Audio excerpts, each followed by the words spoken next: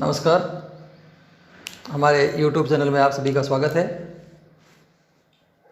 आज हम नगरपालिका अधिनियम की धारा 3 पढ़ेंगे, अध्याय 3 पढ़ेंगे। धारा है 51 से 66। राजस्थान नगरपालिका अधिनियम 2009 अध्याय 3 धाराएं 51 से लेकर 66 तक और विषय वस्तु है कार्य संचालन और वार्ड समिति। कार्य संचालन और वार्ड समिति। तो इसके अंदर धाराएं जो है 51 से लेके 66 तक है। ये नगरपालिका अधिनियम है, इसके अंतर्गत कार्य कैसे किए जाते हैं और उनके अंदर जो वार्ड समिति है, यानी एक या एक से अधिक जिस नगरपालिका के अंदर वार्ड होते हैं उनमें वार्ड समिति का गठन किया जाता है और उस वार्ड समिति के क्या क्या कार्य हैं, कौन कौन उसके सदस्य होते हैं और इसके बारे में हम पढ़ेंगे। तो पहला है धारा 51 नगरपालिकाओं की बैठकों के बारे में उपबंध, यानी नगरपालिकाओं की जो बैठकें होती है वो किस प्रकार होती है और कौन कौन उसमें भाग ले सकते हैं और कितने टाइम में होती है। नगरपालिका की बैठकों के बारे में उपबंध 60 दिन में एक बैठक होनी चाहिए और एक जो वर्ष होता है, एक कैलेंडर वर्ष के अंदर जो है वो न्यूनतम 6 बैठकें होनी चाहिए। इससे ज़्यादा भी हो सकती है। अध्यक्ष समय समय पर बैठक बुला सकता है अपने विवेक से या सदस्यों के निवेदन पर तो बुला सकता है, यानी 2 महीने में एक बैठक होना बहुत ज़रूरी है और उससे ज़्यादा होती है तो भी कोई दिक्कत नहीं, ज़्यादा हो सकती है, लेकिन कम से कम 60 दिन में एक बैठक होनी ज़रूरी है और एक वर्ष में कम से कम 6 बैठकें होनी ज़रूरी है। ये तो हो गया नगरपालिकाओं की जो बैठक है उसके बारे में हो गया। फिर है 1/3 सदस्यों के संकल्प पारित करने के 7 दिन के भीतर अध्यक्ष बैठक बुलाएगा, यानी कुल जो सदस्य है 1/3 सदस्य है वो साइन करके एक संकल्प पारित कराएंगे कि बैठक बुलाई जाए तो अध्यक्ष उसकी बैठक बुलाएगा। अगर जो नगरपालिका का अध्यक्ष है वो बैठक बुलाने में असमर्थ रहता है, अगर नगरपालिका का अध्यक्ष है बैठक बुलाने में विफल रहता है तो मुख्य नगरपालिका अधिकारी कौन होता है? नगरपालिका का होता है ईओ, एग्जीक्यूटिव ऑफिसर, और नगर परिषद का होता है कमिश्नर यानी आयुक्त, और उसका जो नगर निगम का होता है सीईओ, चीफ एग्जीक्यूटिव ऑफिसर, मुख्य कार्यपालक अधिकारी। वो है उस ये जो 7 दिन बीतने के 7 दिन समाप्ति के 10 दिन के भीतर बैठक बुलाएगा। यानी बैठक कौन बुलाएगा? पहले अध्यक्ष बुलाएगा, 1/3 सदस्य साइन करके और अध्यक्ष को कहेंगे कि सर बैठक बुलाई जाए। बैठक बुलाने के वो 7 दिन के अंदर अंदर बैठक बुलाएगा। अगर बैठक वो बुलाने में असमर्थ रहता है, विफल रहता है, तो बैठक कौन बुलाएगा? मुख्य कार्यपालक अधिकारी है, वो उस 7 दिन के बीतने के बाद 10 दिन के भीतर बैठक बुलाएगा। कौन? मुख्य कार्यपालक अधिकारी। फिर है व्यष्टि सदस्यों के अधिकार और कर्तव्य।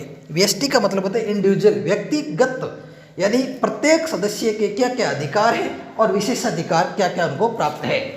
तो वो है सदस्य नगरपालिका के कार्य निष्पादन में की गई उपेक्षा, संपत्ति की हानि या नुकसान या फिजूल खर्ची या समस्याओं के ध्यान आकर्षण कर सुधार का सुझाव दे सकेगा जो वे वांछित समझे। यानी नगरपालिका के कार्य संपादन के अंदर कोई कोताही बरती जा रही है, कोई उपेक्षा की जा रही है किसी कार्य का, या फिर किसी कार्य के अंदर धन की बर्बादी हो रही है, तो उसके बारे में जो सदस्य है वो सुधार का सुझाव देगा कि इसमें ये सुधार किया जा सकता है जो वह वांछित समझे, वो उचित लगे। फिर प्रत्येक सदस्य जो है नियमानुसार अध्यक्ष से प्रश्न पूछ सकता है। नगरपालिका से संसक्त मामलों में संकल्प पारित करने का अधिकार भी रखता है, यानी प्रत्येक सदस्य है वो अध्यक्ष से किसी भी प्रकार का नगरपालिका के विकास से संबंधित प्रश्न पूछ सकता है और उसके बारे में जो अधिकार रखता है संकल्प पारित करने का, किसी भी प्रकार के आवेदन देने का, किसी को काम करवाने का, वो है आवेदन कर सकता है, संकल्प पारित करवा सकता है। फिर प्रत्येक सदस्य मुख्य कार्यपालक अधिकारी को नोटिस देकर बिना फीस दिए नगरपालिका के अभिलेखों यानी रिकॉर्ड्स का निरीक्षण करने का अधिकारी है। यानी कोई भी सदस्य चुन लिया जाता है नगरपालिका के अंदर तो वो है एप्लीकेशन दे करके या किसी भी प्रकार की उसको फीस नहीं लगेगी, बिना फीस दिए हुए रिकॉर्ड जो है नगरपालिका में किए गए कामों का रिकॉर्ड, कामों की जो लिस्ट बनी होती है, रजिस्टर बनाता है, उनका निरीक्षण कर सकता है, रिकॉर्ड को चेक कर सकता है, यानी अभिलेखों का निरीक्षण कर सकता है बिना फीस दिए हुए। फिर है धारा 53, अध्यक्ष और उपाध्यक्ष के विरुद्ध अविश्वास प्रस्ताव। अगर कोई सदस्य मिल करके अध्यक्ष और उपाध्यक्ष के खिलाफ अविश्वास प्रस्ताव लाना चाहते हैं तो भी वो ला सकते हैं। वो कैसे लाते हैं? आज अगर मान लो चुना गया है, आज दिनांक से 1 वर्ष तक तो वो ला नहीं सकते, 1 वर्ष के बाद में वो अविश्वास प्रस्ताव ला सकते हैं। जो निश्चित कि समय समय पर जो सरकारें या विधि बना करके नियम तय करती है कि कितने सदस्यों के द्वारा ये अविश्वास प्रस्ताव पारित करके इसको हटाया जा सकता है। जैसे वर्तमान में 2/3 सदस्यों के साइन से हटाए जा सकते हैं, उसी प्रकार से ये जो उनको हटाया जा सकता है। आज पद ग्रहण किया, उसके 1 साल तक तो कुछ नहीं कर सकते, 1 साल के बाद में अविश्वास प्रस्ताव लाएंगे, और एक बार अविश्वास प्रस्ताव पारित हो गया तो उसके 2 साल तक दोबारा कोई अविश्वास प्रस्ताव नहीं लाया जा सकता। यानी 2 साल तक दोबारा वो अविश्वास प्रस्ताव किसी के भी अध्यक्ष और उपाध्यक्ष के खिलाफ नहीं लाया जा सकता।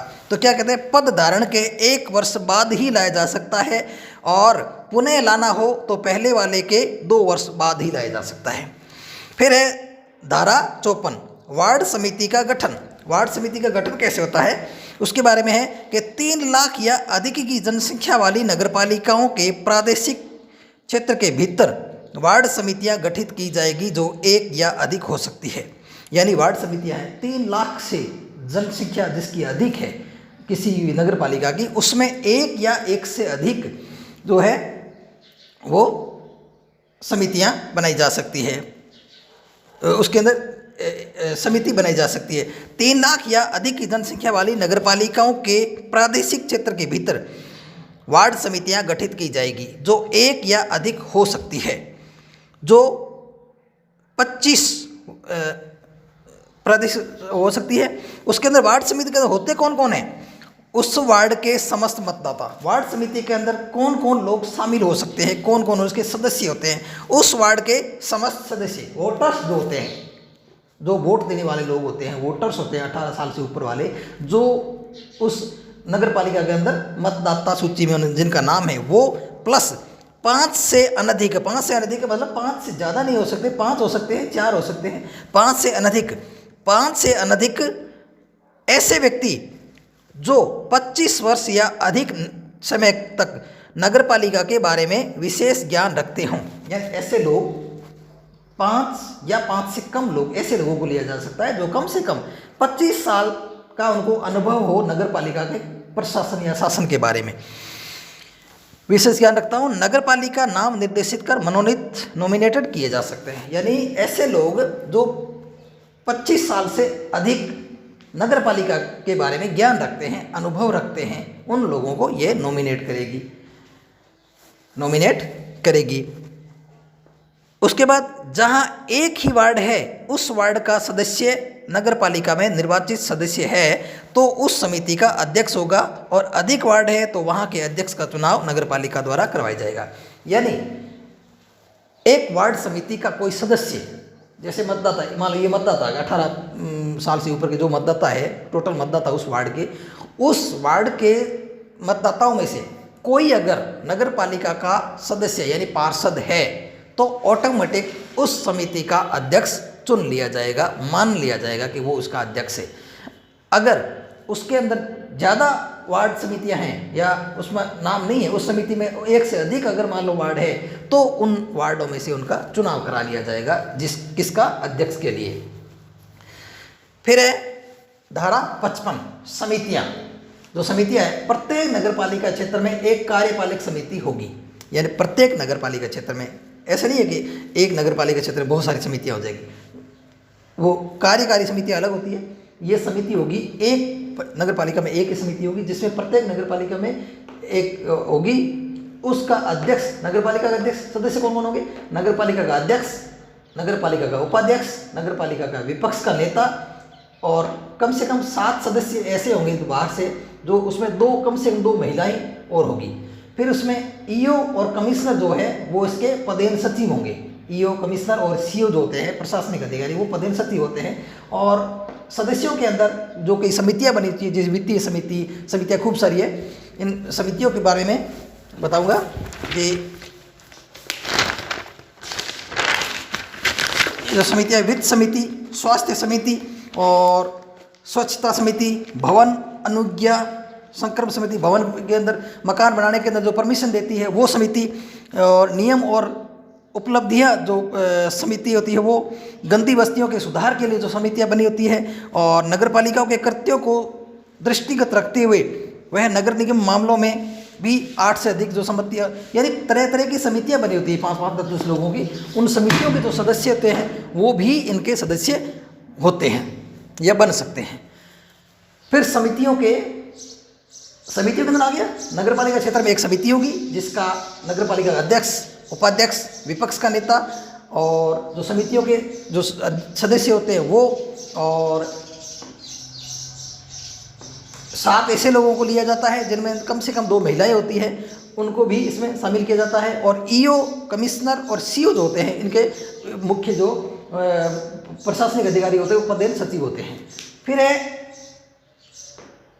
धारा 56, समितियों से भिन्न व्यक्ति समितियों में कब कार्य कर सकते हैं, यानी इन समितियों से भिन्न दूसरे जो लोग होते हैं, समितियों के जो सदस्य हैं उनके अलावा जो लोग होते हैं वो कब काम करते हैं। कम से कम आधे सदस्यों के समर्थन से कुल का 1/3 सदस्य कर सकते हैं, यानी कम से कम जो सदस्य होते हैं इनके, इस कमेटी के जो सदस्य होते हैं उनके कम से कम आधे सदस्य जो है जो वो समर्थन करे तो कुल 1/3 सदस्य जो है वो बाहर से लोग होते हैं वो भी ये इसमें काम कर सकते हैं। यानी इनके समर्थन से बाहर के कार्य की अधिकता को देखते हुए अगर मान लो ये कहते हैं कि इतने लोगों को शामिल किया जाए तो इनके कम से कम आधे सदस्य हैं समिति के, वो समर्थन करें। तो जैसे मान लो 20 सदस्य है, 20 सदस्यों के आधे सदस्य 10 सदस्यों ने समर्थन किया, 10 या 11 सदस्यों ने समर्थन किया, तो बाहर से उसको तीसरा भाग यानी कि 1/3 सदस्य यानी 6-7 सदस्य वो बाहर से काम करने के लिए इसमें लगाए जा सकते हैं। फिर है धारा 57, समिति का अध्यक्ष। समिति का अध्यक्ष कौन होगा? अगर अध्यक्ष उस समिति का सदस्य है तो वह उपाध्यक्ष वही बन जाएगा। यानी समिति का अध्यक्ष कौन होगा? समिति का अध्यक्ष, अगर नगर पालिका का अध्यक्ष उस समिति का सदस्य है तो ऑटोमेटिक उसका अध्यक्ष बन जाएगा। अध्यक्ष उसका सदस्य नहीं है और उपाध्यक्ष उसका सदस्य है तो उसका उपाध्यक्ष जो है वो अध्यक्ष बन जाएगा। और अगर दोनों नहीं है तो नगर पालिका जिसे नियुक्त करेगी वो उसका अध्यक्ष बन जाएगा। ठीक है, ये समिति के अध्यक्ष के बारे में बात होगी। फिर बैठकों में अपनाई जाने वाली प्रक्रिया। बैठक क्या होती है? 2 महीने में एक बार होती है और अध्यक्ष 15 दिन में अधिक अनुपस्थित रहता है तो उपाध्यक्ष बैठक बुला सकता है। यानी समिति की बैठक भी नगर पालिका की तरह 2 महीनों में एक बार होती है। और अध्यक्ष अगर लगातार 15 दिन तक अनुपस्थित रहता है तो उपाध्यक्ष है वो बैठक बुला सकता है। फिर समितियां समय समय पर नगर पालिका के अनुदेशों का पालन करती है। 59 के अंदर, धारा 59 के अंदर यानी उनके अनुदेशों का पालन, 59 अनुदेशों का पालन, यानी समितियां जो समय समय पर जो समितियां हैं वो नगर पालिका के आदेशों का पालन करती है, वो काम करती है। फिर 60 के अंदर है वार्ड समिति के सामान्य कृत्य। सामान्य काम कौन कौन से? वार्ड समितियां जो है इनके काम कौन कौन से होते हैं? नगर पालिका जो भी काम करती है जैसे सफाई का हो गया, सड़कों का हो गया, लाइट का हो गया, यानी नगर पालिका के समस्त जो काम होते हैं उन कामों के अंदर सहायता करना इन समितियों का काम होता है। इनकी रिपोर्ट करना, इनकी देखरेख करना, निरीक्षण करना, ये जो यानी नगर पालिका के कामों का निरीक्षण यानी सहायता करना, उसके अंदर जो सहायता करना है वो इनका काम क्या है? समितियों का काम है। यानी समितियों को समय समय पर काम संभाले जाते हैं, इनको दिए जाते हैं कि ये काम करो, तो उस कामों के अंदर ये हेल्प करती है। कौन? वार्ड समितियाँ। नगर पालिका के समस्त कार्यों में सहायता और अनुदेशों का पालन करती है और उनके आदेशों का पालन करती है। फिर धारा 61, शक्तियाँ, कार्य, कृत्य जो प्रत्यायोजित किए गए। प्रत्यायोजित का मतलब है एक काम ऊपर वाला अधिकारी जो होता है, ऊपर वाला जो पदाधिकारी होता है वो क्या करता है कि अपने कामों को नीचे वाले अधिकारियों को, कर्मचारियों को, इनको या उनके जो सदस्यों को बांट दिए जाते हैं कि ये काम आप करो। यानी ऊपर का जो अधिकारी होता है उसके पास काम ज़्यादा होता है तो काम को सुचारू रूप से या जल्दी या समय पर करने के लिए कुछ काम है नीचे वाले अधिकारियों को बांट दिया जाता है, उसको कहते हैं प्रत्यायोजन। प्रत्यायोजन वो क्या करते हैं जैसे कोई छुट्टी पर चला गया, अगर कोई पद खाली है तो अध्यक्ष का काम कौन करेगा? नीचे वाला अधिकारी करेगा, उससे भी नीचे नीचे चलता रहेगा। फिर अगर कोई छुट्टी पर चला गया तो उसके नीचे वाला अधिकारी काम करेगा। फिर काम की अधिकता अगर है तो भी उसको प्रत्यायोजित कर देगा, अपने से नीचे वाले को प्रत्यायोजित कर देगा। प्रत्यायोजन का मतलब है काम को बांटना, अपने से नीचे वालों को काम बांटना, बराबर वालों को या नीचे वालों को। फिर धारा 62, समितियों के निरर्हता से पूर्व के कार्य दूषित या शून्य नहीं होंगे। यानी अगर समिति, किसी भी समिति को भंग कर दिया गया है और उससे जो पहले जो काम किए गए हैं जब भंग नहीं थी, अगर किसी समिति को भंग कर दिया जाता है या उसको हटा दिया जाता है तो उसके जो पहले के काम में जो है, पूर्व में जो काम किए गए थे वो शून्य नहीं होंगे, वो जीरो नहीं होंगे, वो काम वैसे के वैसे वैध है, वैलिड है। जैसे आज वर्तमान में जैसे मान लो कोई कमेटी है या थी, उस प्रकार के काम वैलिड है, यानी पहले के काम किए गए वो शून्य नहीं होंगे, जीरो नहीं होंगे। तो ये क्या हो गया? नगरीय पालिका के कार्य निरर्हता से पूर्व यानी अयोग्यता से पूर्व उनकी जो कार्य है वो दूषित या शून्य नहीं होंगे। फिर है धारा 63, नगर पालिकाओं के समस्त खर्चे, नगर पालिकाओं के जो समस्त खर्चे होते हैं, टोटल खर्चे जो है वो कहाँ से होते हैं? नगर पालिका के एक फंड बना होता है, नगर पालिका का जो निधि बनी होती है उस निधि में से ही खर्चे किए जाते हैं। फिर धारा 64 धारा के नगर पालिका के पदाधिकारी का किसी संविदा के हित में नहीं रखना।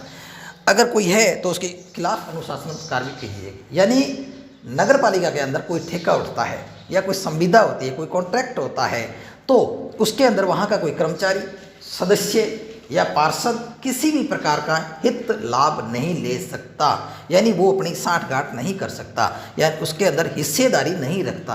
कोई भी संविदा निकलती है या ठेका निकलता है तो वहाँ जो कर्मचारी है या जो सदस्य है वो अपने लाभ के लिए या अपने उसमें हिस्सेदारी नहीं रख सकता, उससे सीधा लाभ नहीं ले सकता। यानी ठेका निकल रहा है, ठेकेदार जाने, और यहाँ से जो नगर पालिका के बीच में जो संविदाएं या कॉन्ट्रैक्ट हुआ है उसके बीच में वही है। ऐसा नहीं है कि कोई सदस्य या अधिकारी कह दे कि मेरे को आप 10% 20% दे दो और आपको मैं ऐसे करा दूंगा। हालांकि ये अलग बातें हैं, लेकिन इनके अनुसार नहीं हो सकता। अगर मान लो वैध रूप से किसी को इस तरह से कोई पकड़ा जाता है या किसी को पता चलता है तो उनके खिलाफ अनुशासनात्मक कार्रवाई की जाती है। फिर है धारा 65, उपयुक्त के लिए दंड। अगर इस प्रकार से अनुशासनात्मक कार्रवाई की जाएगी, इस प्रकार से आदमी को दोषी पाया जाता है तो अनुशासनात्मक कार्रवाई तो की जाएगी, साथ में 5000 का दंड भी दिया जाएगा। फिर है धारा 66, सदस्य आदि लोक सेवक समझे जाएंगे। यानी इनके जो सदस्य है, कर्मचारी है, जितने भी लोग काम करने वाले हैं इनके अंदर, वो सारे के सारे क्या समझे जाएंगे? लोक सेवक। कौन कौन लोक सेवक समझे जाएंगे?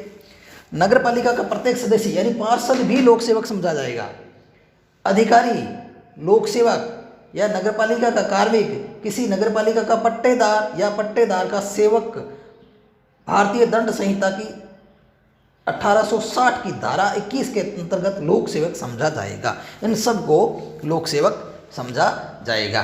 तो ये हो गई धारा 51 से लेके 66 तक क्या है? कार्य संचालन और वार्ड समितियां, यानी काम कैसे होता है नगर पालिका में और उनकी वार्ड समिति है उसका क्या काम है।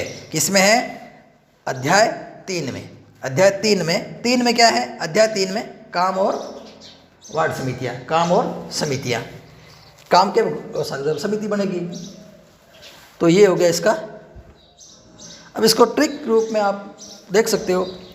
बाग BAAG 4 धाराएं, पहले वाली जो 4 धाराएं हैं वो आप ऐसे याद कर सकते हो। बाग यानी बाग, B से बैठक, और पहले वाले A से अधिकार। पहले अधिकार मिलेंगे, अधिकारों का पालन नहीं करेंगे तो उनके खिलाफ अविश्वास लाया जाएगा। क्या हो गया? पहले वाला A क्या है? अधिकार। दूसरा हो गया अविश्वास प्रस्ताव। दूसरे वाला A क्या है? अविश्वास प्रस्ताव। और G क्या है? G गठन किसका? वार्ड समिति का गठन। ये 4 तो हो गए BAAG।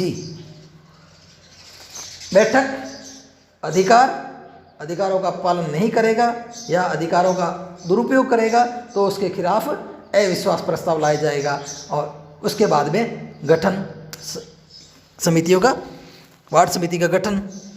फिर है धारा 55 से लेके 60 तक। 55 से लेके 60 तक किसमें करोगे कि सभी अध्यक्ष प्रक्रिया का पालन करें, सभी अध्यक्ष प्रक्रिया का पालन करें। पहले वाला ये जो स है समितियां, स है समितियां, और भी से भिन्न यानी समितियों से भिन्न व्यक्तियों के कब कार्य कर सकता है, समितियों से भिन्न जो व्यक्ति है वो कब काम कर सकता है, ये जो भिन्न।